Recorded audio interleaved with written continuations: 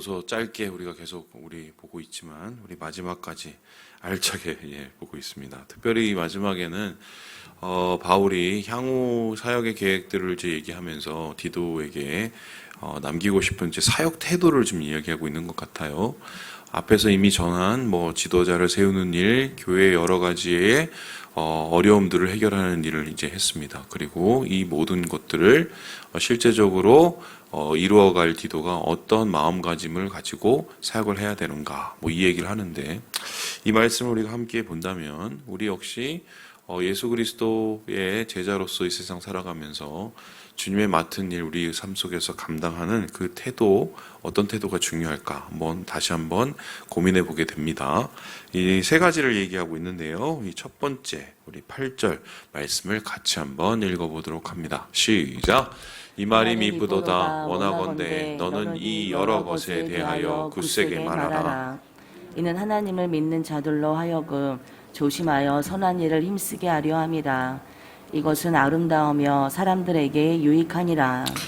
굳세게 말하라라고 얘기합니다. 여기서 굳세게 말하라는 것은요, 이것을 좀 잘못 해석해서 소위 말해서 무슨 무례하게 말하라, 혹은 굉장히 지나치게 얘기하라, 이런 소리가 아닙니다. 굳세게 얘기하라는 것은 뭐냐면 자기가 확신을 가지고 사역을 하라는 소리입니다. 제가 아는 목사님 중에 참 그 목사님은 설교 준비를 정말 오래 하세요. 거의 한 편을 설교 준비를 합니다. 그러니 설교지를 얼마나 열심히 하시겠습니까?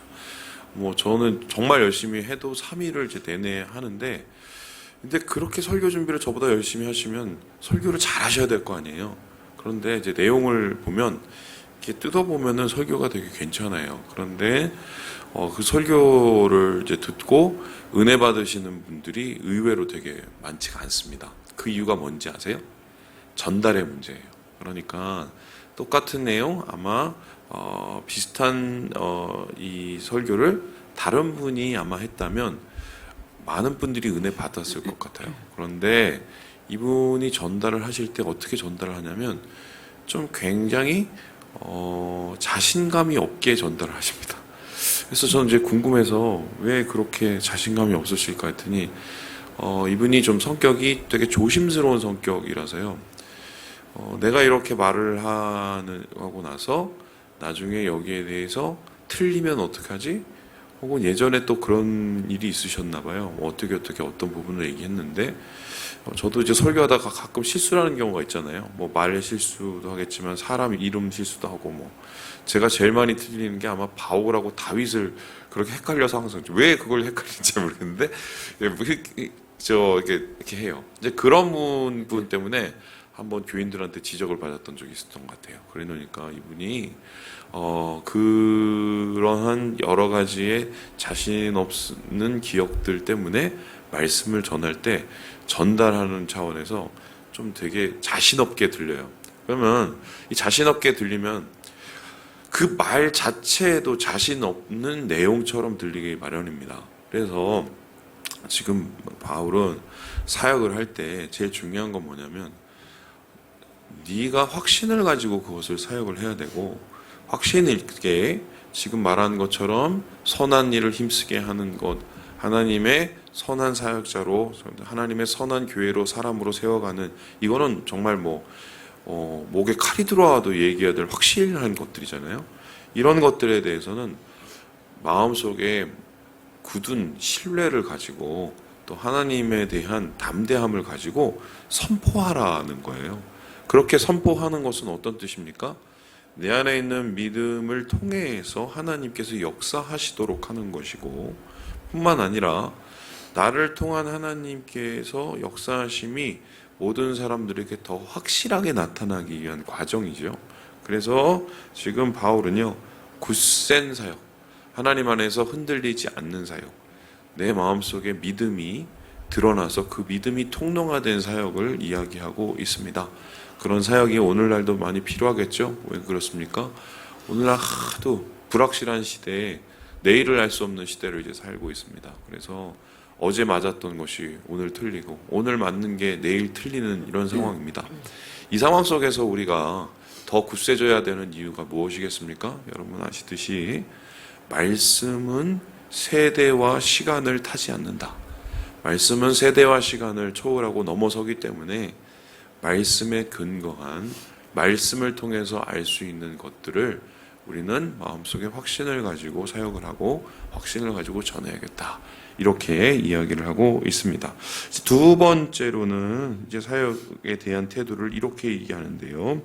우리 함께 10절의 말씀을 같이 한번 읽어보도록 하겠습니다. 시작.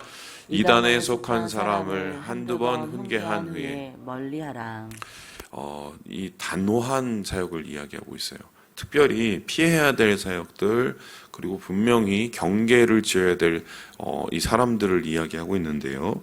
이 첫 번째는 이 9절에 보니까요. 변론, 족보 이야기, 분쟁, 다툼 이런 거 피하라고 이야기를 하고 있습니다. 이 변론은 무엇입니까? 한마디로 끝도 없는 싸움을, 말싸움을 뜻합니다. 여러분, 누구랑 싸우다 보면 말이 계속 도는 것을 한번 경험해 본 적이 있죠.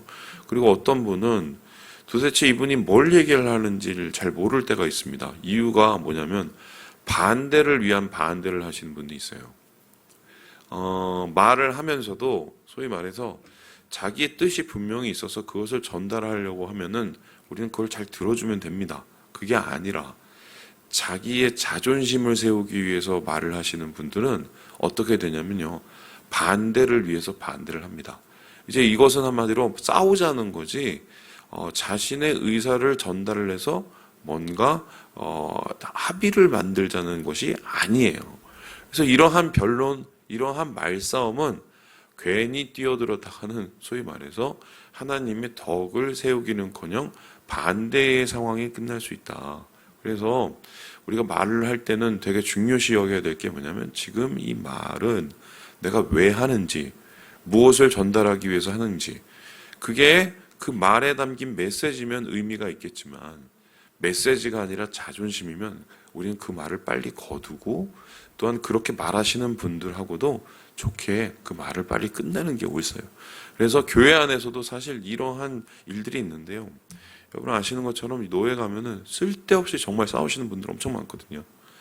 심지어는 이분이 도대체 뭔 말을 하는지도 모르면서 이 상대방하고 완전히 척이 져서 싸우시는 분들이 있어요. 이거 지혜롭지 못한 거예요. 이거 이제 전혀 쓸데없이 효율적이지 못한 사역이고요. 그만두라고 얘기합니다. 그리고 족보 이야기 뭐 얘기합니다. 이 족보 이야기 쓸데없는 족보 이야기 이거 유대인들이 소위 말하는 율법주의적인 그런 말도 안 되는 사고에 의한 것들.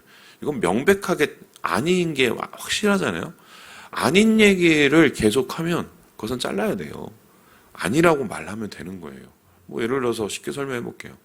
동성애가지고 뭐 하도 얘기를 많이 난리를 치는데 요즘에 여러분 어떤 상황인 거냐면 제가 어제 그 무슨 그 프로를 보다 좀 깜짝 놀랐는데 애들 그 만화에도 남자들끼리 뽀뽀하는 장면이 나와요. 애들 만화에도 게이 분들이 나와요. 뭐 그분들이 나오는 건 뭐 사시는 건 모르겠지만 애들 만화에까지 왜 그게 나오는지 저는 잘 모르겠고 그걸 가지고 또 이제 교회 이제 소위 내에서도 이게 찬반 양론이 있어서 뭐 동성연애를 뭐 우리가 허용해 줘야 된다는 둥 아니면 여기에 대해서 우리가 다시 새로운 시각을 가져야 된다는 둥 이런 얘기하고 있잖아요. 그러면서 소위 말해서 바울이 얘기했던 로마서를 다 뒤집는 이야기를 하고 있습니다. 여러분 이거는 말도 안 되는 소리예요. 예, 분명히 여기에 대해서는 구약에서 분명히 얘기할 뿐만 아니라 물론 구약의 오래된 책이라고 얘기한다면 신약에서도 분명히 얘기했어요.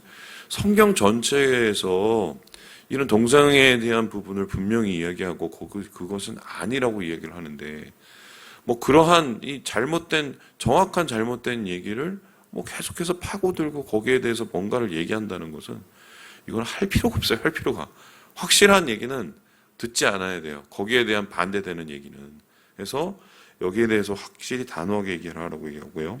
율법에 대한 거 마찬가지고 다툼도 말다툼이나 뭐 어떤 소위 말해서 교회의 공동체의 일치를 반대하는 것들은 그것은 멈춰야 된다라고 얘기합니다. 뿐만 아니라 제일 중요한 게 10절이죠. 이단에 속한 사람. 이단에 속한 사람을 처음부터 멀리하라고 얘기는 하지 않습니다. 그들이 정말 우연찮게 의도치 않게 잘못해서 거기에 빠졌다면은 그분들에 대해서 분명히 우리가 훈계하고 분명히 거기에 대해서 정확한 것을 전하는 게 옳지요. 그런데 이미 자기 안에 있는 확신 속에 가득 차서 하나님의 말씀을 들을 생각이 아니라 오히려 공동체를 혼란케 할 생각으로 말을 시작을 한다면 그것은 한두 번 이야기한 후에 그냥 단호하게 끊어내는 것이 옳다. 우리가 영혼을 사랑하고 영혼을 우리가 붙잡아야 되겠지만 안 되는 것은 우리의 영역이 벗어나는 것은 때로는 거기에 대해서 단호할 필요가 있다라고 이야기를 합니다. 뿐만 아니라 이렇게 해야 될 이유가 뭐라고 얘기합니까? 내비두라는 거예요. 11절에 보니까 스스로 정죄한 자는 스스로 죄를 짓는다. 여러분 이게 이제 고린도에서에 보면은 후메네오 이런 사람 나옵니다. 교회를 어지럽히고 소위 말해서 성적인 이제 문제들을 많이 일으킨 사람들, 모르고 그런 게 아니라 알면서도 그랬거든요. 결과적으로 이제 바울이 이 사람들에 대해서 훈계하고 안 되니까 끊어내라고 그랬습니다. 어떻게 됐나요? 이 전설에 따르면 이 사람들 나중에 정말 죽도록 고생하다가 나중에 정신 차려서 회개하고 돌아왔다는 얘기가 있어요. 우리가 그렇게 내버려 두는 것이 아니라 하나님께서 그것을 하시도록 그냥 하나님의 손에 올려드려야 될 필요가 있다는 거예요, 때로는. 그래서 여기에 대해서 분명히 바울이 이야기하기를 굳센 우리의 믿음을 가지고 사역을 할 뿐만 아니라 지혜를 가지고 단호한 대처가 필요하기도 하다. 이렇게 말을 하고 있습니다. 이 마지막으로 이제 바울은 이 디도에게 사역의 원리 중에 하나를 또한 설명을 하고 있는데요.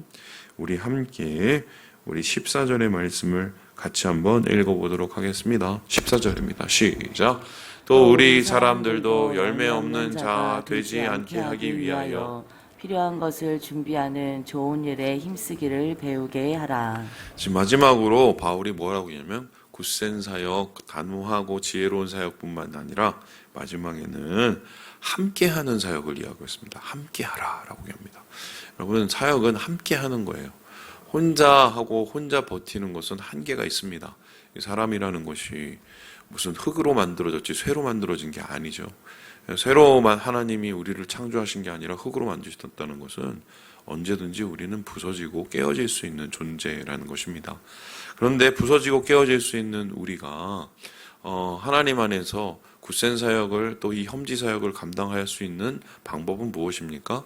바로 삼겹술이죠. 삼겹줄. 함께 사역을 하는 겁니다.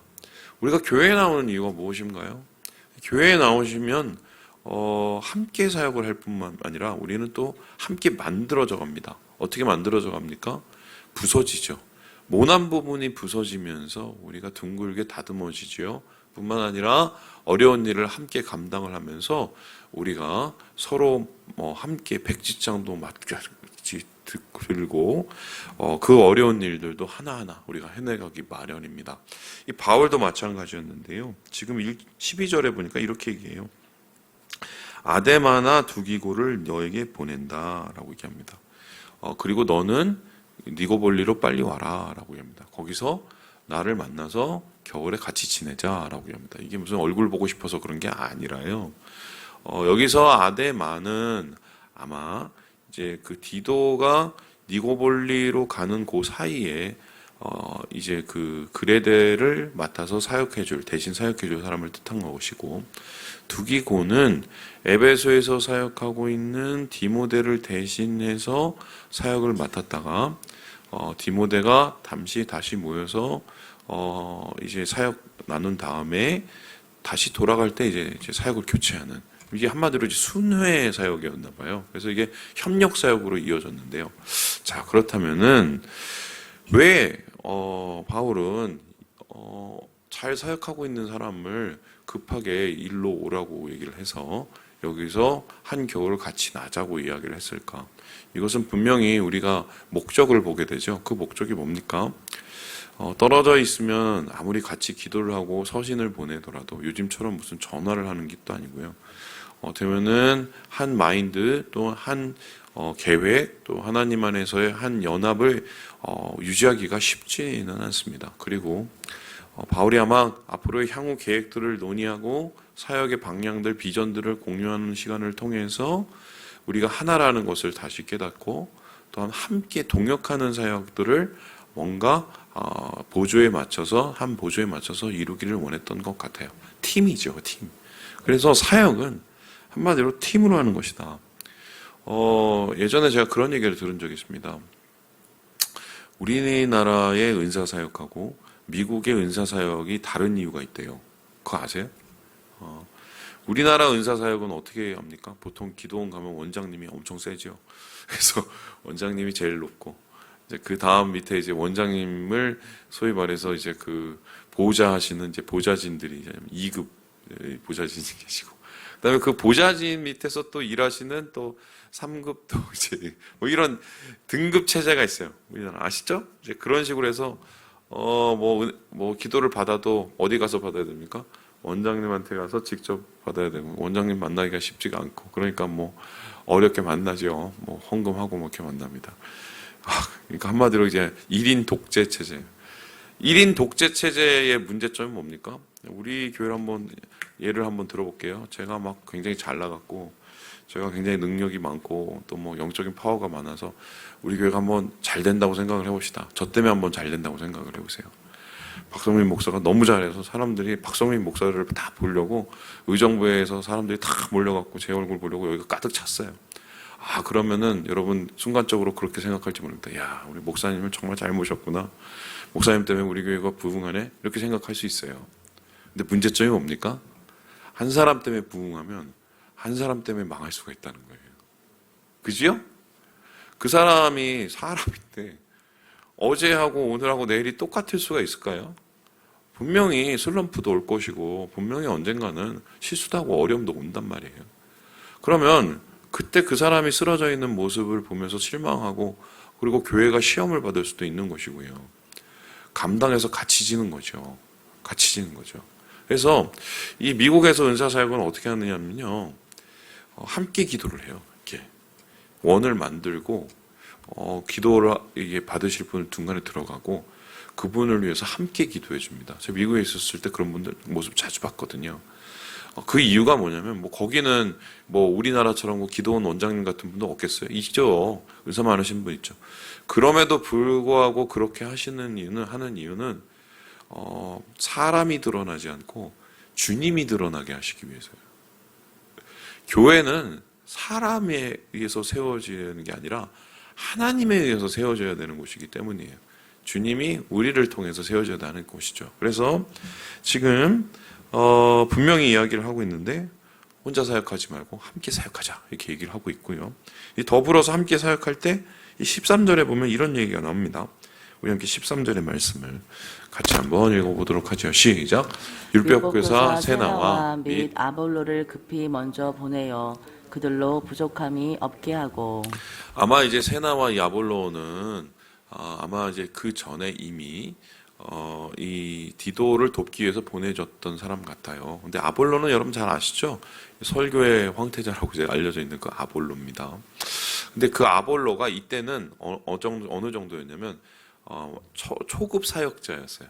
그러니까 사역한 지 얼마 안 되는 한마디로 전도사님 같은 분, 뭐 이런 분들인데, 그래서 지금 세나 아볼로 이분들이 뒤에서 이제 이 디도를 돕긴 했지만 이분들도 언젠가는 이제 세워져야 되는 분들이고, 그래서 후진 양성을 제대로 하라고 얘기를 하고 있어요. 그래서 필요한 것을 대주고 또한 도모해주고, 그래서 이분들도 온전히 서서 한 몫을 감당하는 하나님의 사역자로 제대로 설 수 있도록 그렇게 노력하라라고 합니다. 교회는 사람에 투자를 해야 돼요. 사람에 투자를 해야 돼요. 예. 한국 교회는 건물에 투자하다가 지금 건물 때문에 참 교회가 이 모양 이 꼴이 된 교회가 많아요. 예. 어느 교회는 빚이 너무 많아갖고 사역할 사역은 못하고, 사람 키우는 일을 해야 되는데 교회가 사람 키우는 교회는 계속 건물만 키우다가 진짜 할 일을 못할 때가 많죠. 저는 뭐 건물 짓지 말자는 그런 얘기가 절대 아니고요. 정덕꽃 하자는 소리예요. 교회의 목적은 사람 키우는 거예요. 우리 교회 통해서 전도사님들도 키워야 되고, 그리고 제일 중요한 아이들도 키워야 되고, 리더들도 키워야 되고, 이렇게 해야 하나님 안에서 함께 교회가 세워져 나가는 것 아니겠습니까? 말씀을 마칩니다. 오늘 마지막으로 우리의 사역의 모습을 점검하고 있고요. 굳세게, 그리고 단호하게, 지혜롭게, 그리고 함께 사역할 것을 이야기합니다. 이 말씀 듣고 주님 안에서 함께 세워져 가시는 오늘 하루 되시길 주님의 이름으로 축원합니다.